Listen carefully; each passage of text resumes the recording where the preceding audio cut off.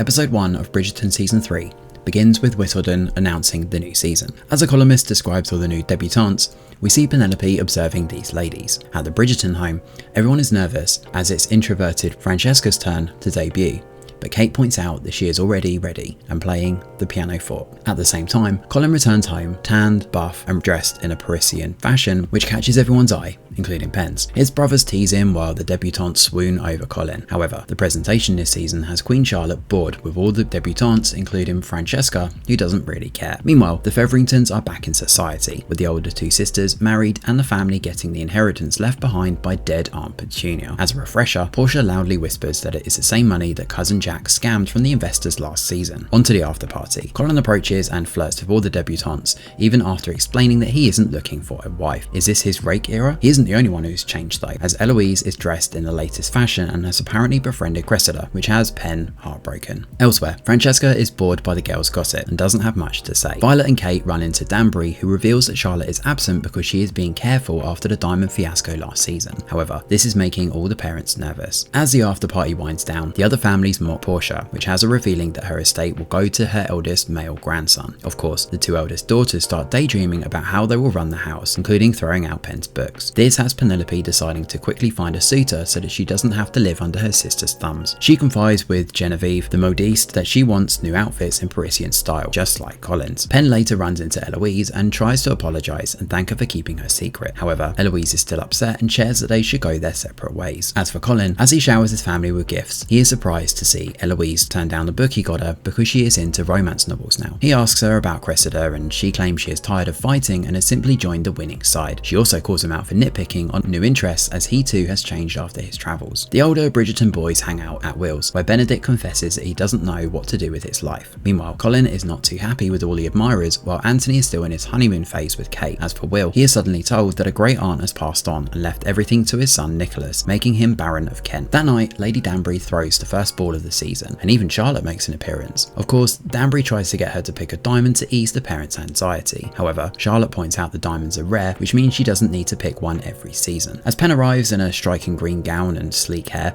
everyone is stunned by her appearance, including Colin. Three men try to approach her, but she messes it up with nervous banter. They run away and focus on Francesca. Meanwhile, Eloise is bored by the girls going on about embroidery. Francesca is overwhelmed by the men interrogating her and she runs off. Anthony covers as he calms his mother before dancing with Kate. Francesca finds Penn and they bond over being different from their siblings. While they do want to find a suitor, they do not like the current way the Ton goes about it. However, Francesca is asked to dance and she tells Ben to try once more. Unfortunately, Penn gets nervous by the girls sneering and stuffs herself with ice cream before getting brain freeze. Lord Debeling checks on her and even flirts with her. She is flustered and tries to leave, but Cressida steps on her dress and tears it. She mocks her and Eloise tries to apologise, but Penelope simply runs off. Colin notices and tries to check on Penn, but she thinks he is mocking her. He's surprised by her cold behaviour as they are friends. She takes a chance and recalls how he had cruelly commented that he would never court her. She leaves and takes out her anger on her next Whistledown column. The next day, Dundas visits Portia and warns her that the succession document is too convenient, and if it is forged, the Featherington estate will go to another family. Meanwhile, Eloise reprimands Cressida for being cruel to Penn. Cressida actually apologises and appreciates Eloise's candour. She reveals she has had no friends ever since she debuted, as the season pits girls against each other. While it is customary for the mother to move out once there is a new Viscountess, Kate sees that Violet enjoys the title. She suggests that Violet can continue to be Viscountess longer, as it would allow her and Anthony freedom to do what they want, like extending their honeymoon. Anthony is excited by the idea. Elsewhere, Violet tries to talk to Francesca,